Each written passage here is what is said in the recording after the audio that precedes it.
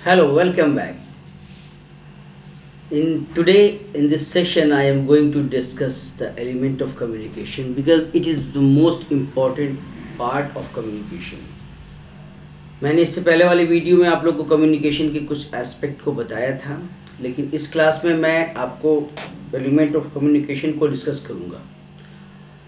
देखिए, कम्युनिकेशन मैंने बार बार ये बताया कि ये एक टॉपिक है, एक सब्जेक्ट है जो कि टेक्निकल लोगों को पढ़ाया जाता है, बिजनेस वाले लोगों को पढ़ाया जाता है, लेकिन उसके साथ साथ दुनिया के हर एक इंसान की ज़रूरत भी कम्युनिकेशन है। जैसे मछली बिना पानी के नहीं रह सकती, उसी तरीके से हम लोग भी विदाउट कम्युनिकेशन नहीं रह सकते हैं। तो कम्युनिकेशन का काफ़ी बड़ा रोल है।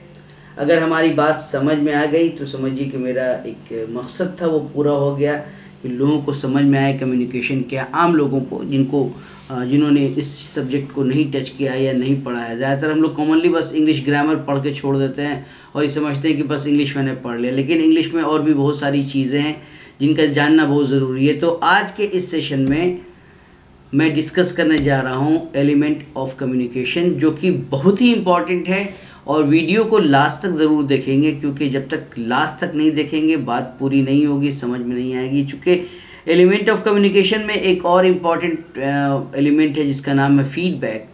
तो फीडबैक के लिए हम लोग ये काम करते हैं कि अगर आपको वीडियो अच्छा लगे तो आप कमेंट ज़रूर कीजिए, बताइए मुझे कि हाँ कैसा लगा, ताकि मुझे इंस्पिरेशन मिले और इस इंस्पिरेशन के बेस पे मैं कुछ और वीडियोस को लाने की कोशिश करूं। ठीक है, तो कम्युनिकेशन को देखने के बाद प्लीज़ थोड़ा कमेंट ज़रूर करेंगे, लास्ट तक वीडियो को देखें, अच्छा लगे तो शेयर और सब्सक्राइब ज़रूर करेंगे। सबसे एक राइटर हैं जिनका नाम है H.D. Thorough, Henry David thorough, जो आपके स्क्रीन पे दिख भी रहा है। बहुत बड़े राइटर हैं अमेरिकन, और इन्होंने अपनी किताब में एक लिखा है कि it takes two people to speak the truth, one to speak and another to hear. सच को बोलने में, सच को फैलाने में दो लोगों की ज़रूरत होती है, एक बोलने वाला और दूसरा सुनने वाला। सपोज आप बात कर रहे हैं और आपको कोई सुनने वाला नहीं हो तो आप पागल हो जाइएगा। क्योंकि एक बात ये भी मुझे मालूम है, आपको भी मालूम होगा कि man is a social animal. इंसान एक सामाजिक प्राणी है, तो समाज में रहना ही हमारी ज़रूरत है। और समाज में तब रहते हैं जब दो लोग होते हैं, एक सच्चाई को बोलने वाला और दूसरा उसको सुन के काम करने वाला। और ये भी क्लास इसीलिए इम्पॉर्टेंट है क्योंकि मैं कुछ इम्पॉर्टेंट फैक्ट को लेके आता हूँ आप लोगों के पास। क्लास थोड़ा इम्पॉर्टेंट बनाने की कोशिश करता हूँ ताकि कॉमन लोगों तक मेरी बात को पहुँचाया जा सके, लोग समझें इस बात को, इस टॉपिक को जानें। अब थॉरो साहब ने ये इसलिए बताया था क्योंकि ये इंटरडिपेंडेंस, एक बोलने वाला जिसको सेंडर कहते हैं, जिसको स्पीकर कहते हैं, जिसको सोर्स भी कहते हैं, तब तक उसकी बात इम्पॉर्टेंट नहीं होगी जब तक कोई सुनने वाला नहीं होगा। अगर आपके साथ आपका सुनने वाला है तो समझिए कि बात पूरी हो गई। इसलिए इंटरडिपेंडेंस, एक बोले और दूसरा सुने, एक सुने तो दूसरा बोले। अगर आप अपने आप से बात करते हैं तो लोग आपको जनरली लुनेटिक ही बोलेंगे, पागल ही बोलेंगे। तो इसीलिए थॉरो साहब ने ये पॉइंट किया है, ये बताया है कि interdependence of the participants in the process.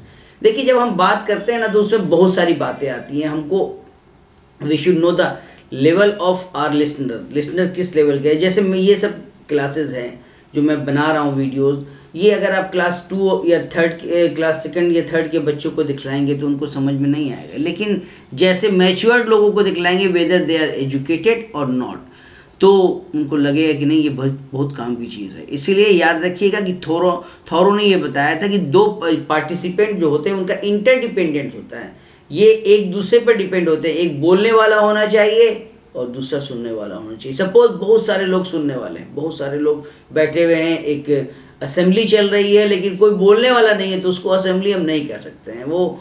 इसीलिए कम्युनिकेशन में ज़रूरत इसलिए इस बात की है कि एक बोलने वाला हो, दूसरा उसको सुनने वाला हो। एक बात और इन्होंने लिखा है कि the process of communication affects and is affected by the other people involve. ये लोगों को प्रभावित करता है और ये लोगों के द्वारा प्रभावित होता है। अगर अच्छे लोग हैं सुनने वाले, जैसे आप लोगों ने मुझे सपोर्ट किया, आप लोगों ने मेरे चैनल को सब्सक्राइब किया, तो मुझे दिन ब दिन मुझे करेज मिल रहा है, मैं वीडियो बना रहा हूँ ताकि आप लोग तक मेरी बातें पहुँचे। ठीक है, तो इसीलिए एक बोलने वाला होगा, एक सुनने वाला होगा, और कम्युनिकेशन तब तक ये इज अफेक्ट और अफेक्टेड, यानी एक इसको ये अफेक्ट करता है, लोगों को प्रभावित करता है, और ये भी प्रभावित होता है लोगों के द्वारा। जैसे लोग होंगे, अगर अच्छे लिसनर हैं तो स्पीकर का दिल करेगा कि और बोले कुछ और करें। ठीक है, चलिए द ग्रीक फिलोसफर, फिर एक ग्रीक फिलोसफर को मैं लेके आया, ये भी काफ़ी इंपॉर्टेंट है, एरिस्टोटल साहब, अरस्तु जिनको कहते हैं। ये क्या कहते हैं कि इनका कहना कुछ और है। The key elements in the communication process, ये कम्युनिकेशन आप सीख रहे हैं, जान रहे हैं, जानने की कोशिश कर रहे हैं, इसके लिए 3 एलिमेंट का होना ज़रूरी है। ये किसने कहा? ये एरिस्टोटल ने कहा। बहुत ज़बरदस्त फिलोसफर रहे हैं ये, और हर सब्जेक्ट में इन्होंने कुछ ना कुछ रूल्स एंड रेगुलेशन दिया, और मोस्ट इम्पॉर्टेंटली ये है कि इनके रूल्स को कोई कट नहीं कर पाया। हाँ, उसमें एडिशन हुआ लेकिन सब्सट्रैक्शन नहीं हुआ। तो the key elements in the communication process are simply the speaker, एक बोलने वाला, द स्पीच जो मैं बोल रहा हूँ, और एंड द ऑडियंस जो आप लोग इस बात को सुन रहे हैं। एग्जामिनेशन में भी अगर किसी बच्चों को ये आता है तो बेधड़क के आप लिखेंगे, कोई भी एग्जामिनर इस चीज़ को नहीं काट पाएगा, क्योंकि एरिस्टोटल का नाम लिखा हुआ है। ठीक है, तो याद रखिएगा एलिमेंट 3 होते हैं बेसिक, ये जो एरिस्टोटल ने बताया है। एक स्पीकर, सेकंड द स्पीच जो हम लोग बात करते हैं, और थर्ड द ऑडियंस, सुनने वाला भी ज़रूर है। अब एक आदमी एक बड़े ऐसे हॉल में, सेमिनार हॉल में खड़ा हुआ और कह रहा है लेडीज एंड जेंटलमैन, कोई सुनने वाला है ही नहीं, उसको लोग पागल ही ना बोलेंगे। इसलिए एक सुनने वाला भी होना चाहिए। ठीक है, अब देखिए इस एलिमेंट में एक और राइटर आए, एक और फिलोसफर आए, जिनका नाम है डेविड बैरलो। उन्होंने कहा कि नहीं, इसमें इन्होंने एक चीज़ का और ऐड किया, एडिशन किया। वो एडिशन किया चैनल, यानी एक माध्यम होना चाहिए। अब जैसे आप स्कूल में, कॉलेजेस में पढ़ते हैं, you want to take leave, छुट्टी लेना चाहते हैं, व्हाट विल यू डू? आप करेंगे क्या? आप करेंगे ये कि एक एप्लीकेशन लिखेंगे, क्लास टीचर से फॉरवर्ड करवाएंगे, और जाके प्रिंसिपल के पास सबमिट कर देंगे। तो इसको चैनल कहते हैं। ठीक है, चैनल बहुत ज़्यादा, बहुत लंबा चैनल है, कभी मैं इसको भी डिस्कस करूँगा। तो इन्होंने कहा कि नहीं, सोर्स, इन्होंने सोर्स लिखा है, क्योंकि कभी कभी पिक्चर भी बातें करती है, कभी कभी कोई लिखा हुआ चीज़ भी कुछ इशारा करता है, इसलिए उन्होंने उसको स्पीकर ना बोल के, वो तो कुछ बोल नहीं रहा। कभी कभी आप जैसे किसी हॉस्पिटल में जाते हैं, वहाँ का जो डिज़ाइनिंग होता है, वहाँ के जो स्टाइल होते हैं, वहाँ के की जो पेंटिंग होती है, बताती है कि आप बीमार हो के शांति के लिए आए हैं। और अगर आप रेस्टोरेंट में जाते हैं तो आप वहाँ के ड्रेसिंग, मतलब सारे चीज़ों को देख के आप अंदाज़ा लगा लेते हैं कि यहाँ पे हम खाने आए हैं, एंजॉय करने आए हैं। तो ये डिपेंड करता है सिचुएशन के ऊपर भी। तो इसलिए वो आपका सोर्स बताता है कि आप यहाँ पे क्यों आए हैं, कौन सी जगह है। अब डांस करने आप जाइएगा किसी डिस्को वगैरह में, तो देखिएगा कि लाइटिंग है, ये है, वो, तो ये भी एक बताता है, ये भी एक सोर्स है। इसीलिए डेविड बैरलो ने स्पीकर वर्ड का यूज़ ना किया है, बल्कि इन्होंने यूज़ किया है सोर्स का। मैसेज जो आप बोलते हैं, वेदर इट इज़ ओरल और written, whether is it verbal और नॉन वर्बल, ये भी मैं बताऊंगा। एंड चैनल किससे बात जाएगी, और एक रिसीव करने वाला भी होना चाहिए। तो एक एलिमेंट को इन्होंने बढ़ाया। अब देखिए इन्होंने क्या लिखा है कि this source is the creator of the message. जो सोर्स है, जैसे मैं हूं, अभी आपके लिए मैं क्या कर रहा हूं, I am creating message for all of you, आप लोग के लिए मैसेज को तैयार कर रहा हूं। ठीक है, that is some group of person with a reason for engaging in communication. Source उसको कहते हैं जो कम्युनिकेशन में इंगेज कर रहा है या करवा रहा है लोगों को। ठीक है, इंगेज कर रहा है या करवा रहा है, इसको सोर्स कहते हैं। जो क्रिएटर है, मैसेज को तैयार कर रहा है। इसीलिए मैं बार बार ये कहता हूँ कि पहले तोलो फिर बोलो। मैसेज को तैयार करने के लिए पहले सोचना पड़ता है क्या तैयार करना है। ऐसा नहीं, मेरे साथ भी नहीं होता कि मेरा सब देखा हुआ, बहुत दिन से मैं पढ़ा रहा हूँ, चलो शुरू हो जाते हैं। नहीं, पहले मैं देखता हूँ कि पढ़ाना क्या है, सोर्स हूँ मैं। ठीक है, नेक्स्ट है the message is the translation of ideas. आपके दिमाग में जो विचार आ रहे हैं उनको एक तरीके से सजा के, डेकोरेट करके लोगों तक पहुंचाना। और डेकोरेशन के लिए आप लैंग्वेज का यूज़ करते हैं, जो मैं अभी यूज़ कर रहा हूं। और दूसरा gesture, the movement of hand या द मूवमेंट ऑफ हेड, इस टाइप का जो मूवमेंट हो रहा है, इसको हम लोग जेस्चर कहते हैं। ठीक है, जेस्चर पे भी मैं आपके साथ एक कुछ बातें शेयर करूंगा, अभी नहीं, इस वीडियो में नहीं, लेकिन बातें शेयर करूंगा। जुड़े रहिए, सब्सक्राइब करते रहिए, लोगों को बताइए। तो ये जो आइडियाज़ है, जो मैसेज है, ये ट्रांसलेशन है किस चीज़ का, आइडियाज़ का। होता क्या है कि कभी कभी आप ऐसा होता है आपके साथ कि आप कहते हैं कि दिमाग में तो आ रहा है लेकिन बोल नहीं पा रहे, क्या बोल नहीं पा रहे, या पेट में मुंह में नहीं आ पा रहा है। तो यही होता है कि मैसेज को आप ट्रांसलेट नहीं कर पा रहे, लोगों तक आप पहुंचा नहीं पा रहे। ठीक है, तो नंबर 2 एलिमेंट्स हुआ message. Number 3, the channel is the medium through which the message is carried. ये जो चैनल है, जैसे मैं अभी हमारा एक चैनल है आपसे कम्युनिकेट करने का, यूट्यूब पे मैं वीडियो डालता हूँ और आप लोग उसको देखते हैं, अप्रिसिएशन करते हैं, तारीफ़ करते हैं, कुछ कमेंट करते हैं जो सुनने में बड़ा अच्छा लगता है। एक चूँकि पैसा तो लगता नहीं है कमेंट करने में भाई, है ना, या लाइक शेयर करने में पैसा नहीं लगता। अगर ज़रा सा लगे कि हाँ हसन मेहनत कर रहा है तो ज़रूर कीजिएगा। The channel is the medium through which the message is carried. Message जहाँ तक चलता है, जहाँ तक पहुँचता है, अब जैसे ये एक चैनल है, दुनिया के हर एक लोग मेरे वीडियो को देख सकते हैं अगर वो उनको हिंदी आती है तो साथ में, बिकॉज मैंने ये कहा कि मेरे टारगेट जो है वो आप लोग हैं। ज़्यादातर इंग्लिश पूरा कम्प्लीटली नहीं बोल सकते हैं या समझ नहीं सकते हैं, इसलिए मैं बीच में हिंदी को लेके आता हूँ, और हमारी भाषा भी हिंदी कोई ख़राब भाषा थोड़ा नहीं है। The receiver is a person और ग्रुप, एक इंसान भी हो सकता है, ग्रुप भी हो सकता है, which is the target of communication. मैंने आपको बताया ना, आप रिसीवर हैं, आप टारगेट है मेरे, मुझे मालूम है कि in which language I have to talk, किस अंदाज में, किस लैंग्वेज में बात करना है, ये सब सोचना पड़ता है। ठीक है, तो ये सारी चीज़ों को कहते हैं एलिमेंट ऑफ कम्युनिकेशन। क्या कहते हैं? Element of communication. अब आज के ज़माने में जो बच्चे पढ़ने वाले हैं उनको मैं बताना चाहता हूँ कि 5 एलिमेंट्स होते हैं। कितने होते हैं? 5 एलिमेंट्स ऑफ कम्युनिकेशन। ठीक है, sender, message, channel, receiver and last one is the feedback. ये काफ़ी इंपॉर्टेंट है, फीडबैक। आप किसी पार्टी में जाते हो या आपकी कोई भी फैमिली मेम्बर जाती हैं, अगर उनको फीडबैक नहीं मिलता तो लगता है कि कपड़ा ख़राब पहन के आए, और स्पेशली तो ये औरतों के साथ ज़्यादा होता है। अगर औरतें किसी पार्टी में जाएं और 2-3 औरतें ही अगर ये नहीं कहें कि तुम्हारी साड़ी बड़ी अच्छी लग रही है, तुम्हारा सूट बड़ा अच्छा लग रहा है, तो आने के बाद हो सकता है दोबारा वो कपड़ा नहीं पहनेंगे अगर तारीफ़ नहीं किया जाए। तो ये फीडबैक कहलाता है। मैं जैसे काम कर रहा हूँ, मैं बार बार आपको कहता हूँ कि प्लीज़ कमेंट लिखिएगा। अगर आप मेरे वीडियो को देखते हैं, फॉलो करते हैं, तो इसमें अपनी बातों को लिखिए, बताइए कि मैं और क्या कर सकते हैं। जैसे कुछ बच्चों ने कहा कि सर माइक में प्रॉब्लम आती है। मैंने कहा ठीक है, आज मैंने फिर कोशिश किया कुछ नया करने का, देखिए हो सकता है माइक में प्रॉब्लम नहीं है। तो इसको फीडबैक कहते हैं। हर इंसान, इवन आपकी मम्मी जो खाना बनाती हैं, खाना पकाती हैं, उनको भी इसकी ज़रूरत होती है कि मेरा बेटा आज खाने के बाद कहेगा मम्मी वाह बड़ा टेस्टी था ये। अगर ये कर दिया तो इसको फीडबैक कहते हैं, और लोगों को इसकी ज़रूरत होती है। पैसा अपनी जगह है, सब कुछ अपनी जगह है, लेकिन सबसे इंपॉर्टेंट होता है फीडबैक होता है। काम कैसा हुआ इसके बारे में जानकारी होनी चाहिए। Okay, sender the communication generally, इसको समझिए बात को, उसको मैंने थोड़ा सा बड़ा किया। कुछ एग्जामिनेशन वाले बच्चे भी मेरे पास बैठे हुए, उनका भी डिमांड था कि सर एग्जामिनेशन कवर हो जाए, तो इसको समझ लीजिए। The communication generally starts by the sender.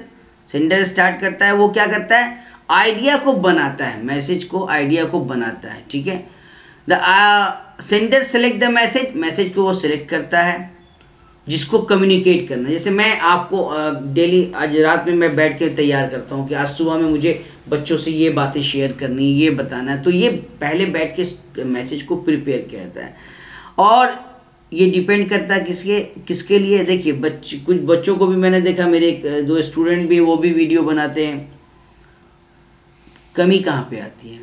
एक चीज़ की कमी आती है, मैच्योरिटी की। अगर मैच्योर्ड है, एक्सपीरियंस है, नॉलेज है, तो उनकी बात में जान रहेगा, उनकी बातें सुनने में मज़ा आएगी। ये कोई भी बोल सकता है, मेरे आइडिया को कोई दूसरा आदमी भी पढ़ सकता है, लेकिन उसके वे ऑफ एक्सप्रेशन में डिफरेंस आ जाएगा, ये तो पक्का है।